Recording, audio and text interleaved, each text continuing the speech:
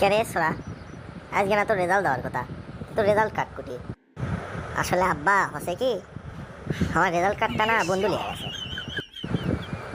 কে রে, কি করলো? আমার না বিশ্বাসই হচ্ছে না। এত ভালো রেজাল্ট করছো যে তোর বন্ধু তোর রেজাল্ট কার্ড নিয়ে গেছে বাড়ির দেখানোর জন্য। সবাই বেটা সাবাস, তোর এটা আমার বেটার লাইন কাম করছে। আব্বা দাঁড়াও দাঁড়াও, তোমার কোনো একটা ভুল হচ্ছে। আমি তো পাস করিনি, আমি তো ফেল করছি।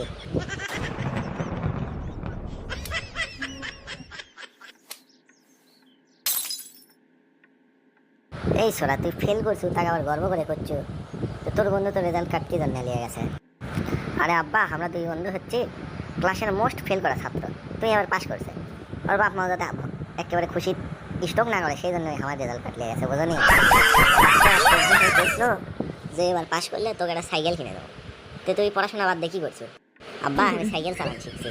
তুমি সাইকেল কিনে দিবে, তুই সাইকেল চালান লাগবি না, এমনি পড়ে থাকবি। সেখানে সাইকেল চালান আগে শিখছি, এরপরে এবার ঠিকই পাস করবো। তুমি এখন সাইকেলটা খালি কিনে দাও।